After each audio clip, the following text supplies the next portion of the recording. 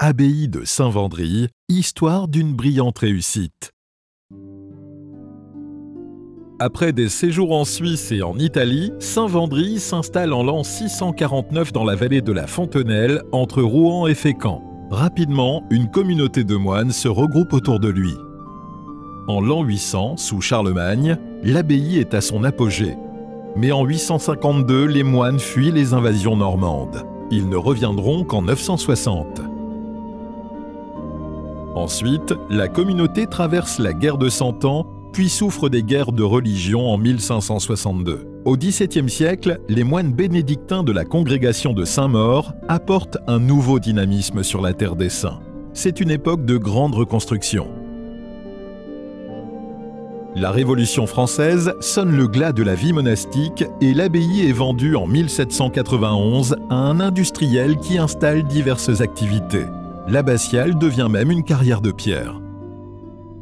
C'est en 1894 que la vie monastique renaît à Saint-Vendry, pour une courte durée, car en 1901, le gouvernement impose aux congrégations d'obtenir une autorisation pour exister en France. Considérant qu'elle leur sera refusée, les moines s'exilent en Belgique, d'abord à Vonêche, d'Engelberg, puis à Conques.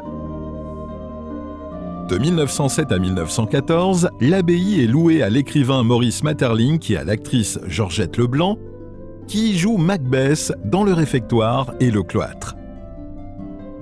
La communauté des moines est de retour en 1931.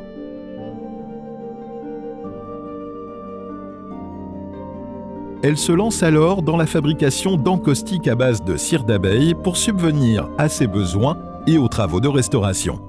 Dès 1935, les produits sont commercialisés sous la marque Melita, qui signifie abeille en grec.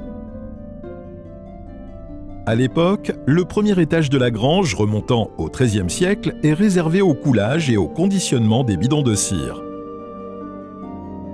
Le début est très artisanal et l'outillage des plus rudimentaires. Une marmite, des louches, une chaudière de buanderie, 2 brancards pour le transport des seaux.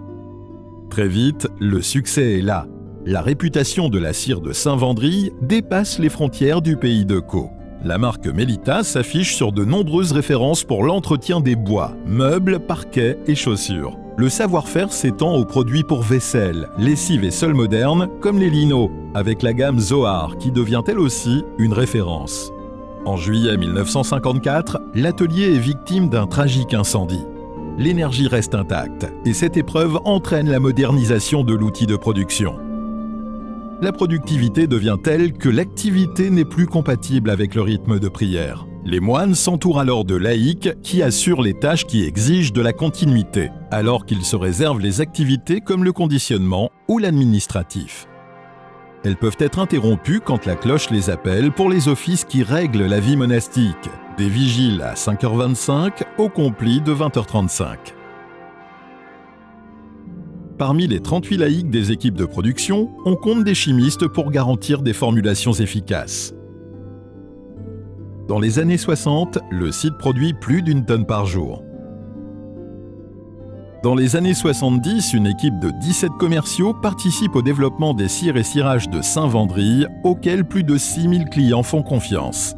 C'est aussi le début de l'exportation.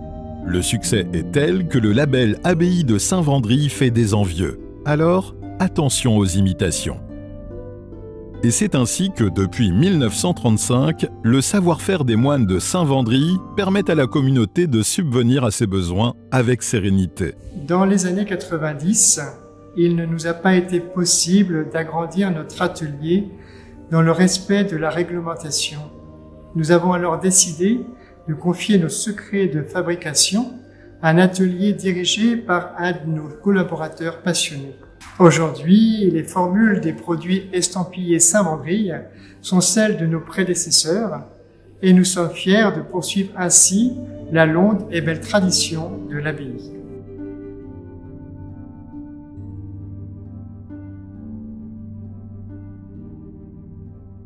Aujourd'hui encore, pour vos cires et cirages, exigez la qualité Saint-Vendry, la référence depuis 1935.